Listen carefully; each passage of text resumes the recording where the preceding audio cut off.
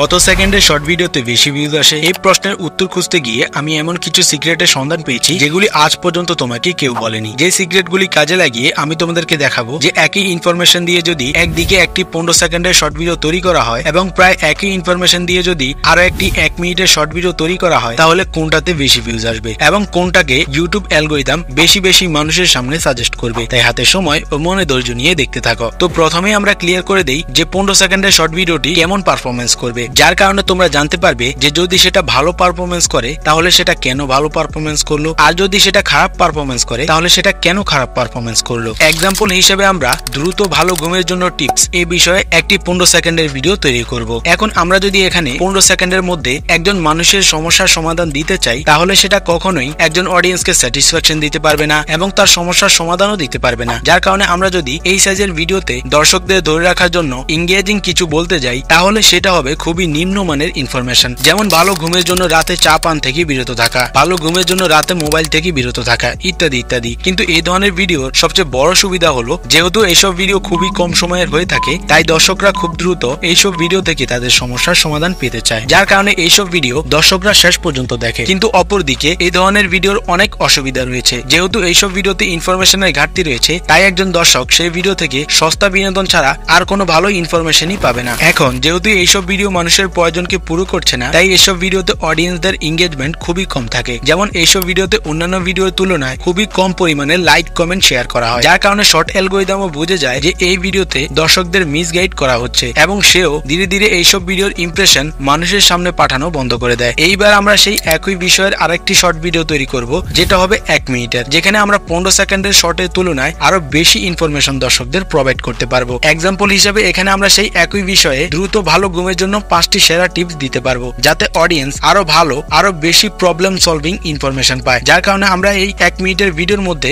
আরো ডিটেলসে দর্শকদের বোঝাতে পারবো যে কি কি কারণে ঘুমের সমস্যা হয় এবং সেটা কিভাবে সমাধান করা যায়। এখন এই ধরনের ভিডিওর সবচেয়ে বড় সুবিধা হলো এগুলি একটু বড় হওয়ার কারণে এইসব ভিডিও থেকে ওয়াচ টাইম বেশি গেইন করা যায় এবং অডিয়েন্সদেরও আরো ভালোভাবে তাদের প্রয়োজনীয় ইনফরমেশন প্রোভাইড করা যায়, যার কারণে এইসব ভিডিওতে অডিয়েন্সদের এঙ্গেজমেন্ট ভালো থাকে। যার কারণে শর্ট অ্যালগরিদমের কাছে একটা গুড সিগন্যাল যায় যে এই ভিডিওটি দর্শকদের ইউটিউবের প্ল্যাটফর্মে ধরে রাখতে খুবই ভালো ভূমিকা পালন করছে। এখন এক কথায় যদি আমি তোমাদেরকে বোঝাতে যাই যে কেন 15 সেকেন্ডের ভিডিওর তুলনায় 1 মিনিটের শর্ট ভিডিওকে অ্যালগরিদম বেশি মানুষের সামনে সাজেস্ট করবে তাহলে সেটা সবচেয়ে বড় কারণ হলো ওয়াচ টাইম। এখন এই ওয়াচ টাইম তোমার চ্যানেলের একটা ভিডিও দিয়েও হতে পারে অথবা তোমার চ্যানেলের অনেকগুলো শর্ট ভিডিও থেকেও হতে পারে, কিন্তু মেইন জিনিস হলো যে তুমি একজন দর্শককে কত সময় তোমার চ্যানেলের মাধ্যমে ইউটিউবের প্ল্যাটফর্মে ধরে রাখতে সক্ষম হয়েছো, এবার সেটা তোমার শর্ট ভিডিওর মাধ্যমেই হোক কিংবা লং ভিডিওর মাধ্যমে। কারণ এই একটা জিনিস প্রত্যেকটা প্ল্যাটফর্ম তাদের ক্রিয়েটরদের থেকে আশা করে, একজন ব্যবহারকারী যত বেশি সোশ্যাল মিডিয়া ব্যবহার করবে সেটা সেই অ্যাপসকে তত বেশি ইনকাম করে দিবে। সেই কারণেই যেই কন্টেন্ট ক্রিয়েটর তার ভিডিওতে যত বেশি সময় দর্শকদের ধরে রাখতে পারবে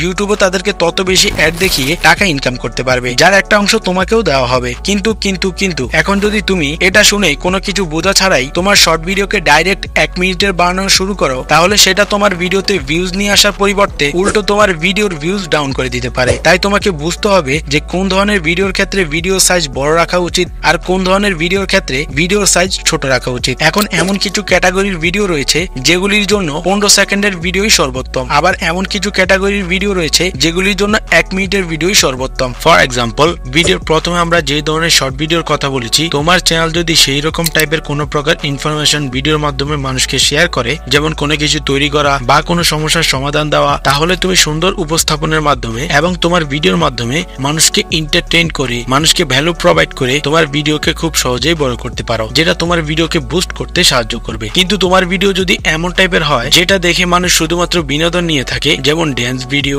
শায়রি বা ফানি ভিডিও, অর্থাৎ যেগুলি থেকে শিক্ষণীয় কিছু থাকে না, সেই সব ভিডিওর সাইজ ছোট থাকাই ভালো। কারণ এগুলির মধ্যে এমন কোনো ইনফরমেশন থাকে না যেটা একজন মানুষের মনে প্রশ্ন তৈরি করে সেটার উত্তর দেয়। আর এই পুরো কথার সবচেয়ে বড় প্রমাণ হলো বর্তমানে যেখানে মানুষের মনোযোগ দিন দিন কমে চলেছে, যেখানে মানুষ দিন দিন শর্ট ভিডিও বেশি বেশি দেখছে, সেখানে সবচেয়ে অবাক করা কথা হচ্ছে বর্তমানে ইউটিউবে কয়েক ঘন্টা সিম্পল পডকাস্টের মধ্যেও মিলিয়ন মিলিয়ন ভিউজ চলে আসছে। এখন প্রশ্ন হলো, যেখানে কিছুক্ষণ পরপর কোনো এডিটিং থাকে না, যেখানে শুধুমাত্র দুজন মানুষ আলাপ আলোচনা করে, সেই ধরনের বোরিং ভিডিওতে কিভাবে এত মিলিয়ন মিলিয়ন ভিউজ চলে আসে? সেটার উত্তরই হচ্ছে ভিডিওর প্রথমে বলা 2টি ফ্যাক্টর, যার মধ্যে নাম্বার 1 হলো প্রবলেম সলভিং মেথড। অর্থাৎ তুমি যদি মানুষের প্রয়োজন বুঝে তাদের প্রশ্নের উত্তর দিতে পারো বা তাদের আগ্রহের জিনিস তাদের সামনে ইন্টারেস্টিং ভাবে প্রেজেন্ট করতে পারো তাহলে তারা কখনোই এটা দেখবে না যে তোমার ভিডিওটা কত মিনিটের বা কত ঘন্টা। আর সেই কারণেই তুমি পেয়ে যাবে সেই মূল্যবান 2 নাম্বার ফ্যাক্টর অর্থাৎ ওয়াচ টাইম, যেটা অ্যালগরিদমের সামনে তোমার চ্যানেলের মান সম্মান বৃদ্ধি করে তোমার চ্যানেলকে প্রমোশনের ব্যবস্থা করে দিবে। যার কারণে আমি এই ভিডিওতে তোমাদেরকে দেখাতে পেরেছি যে কিভাবে তুমি তোমার চ্যানেলে আপলোড করা প্রথম শর্ট ভিডিওই ভাইরাল করতে পারবে।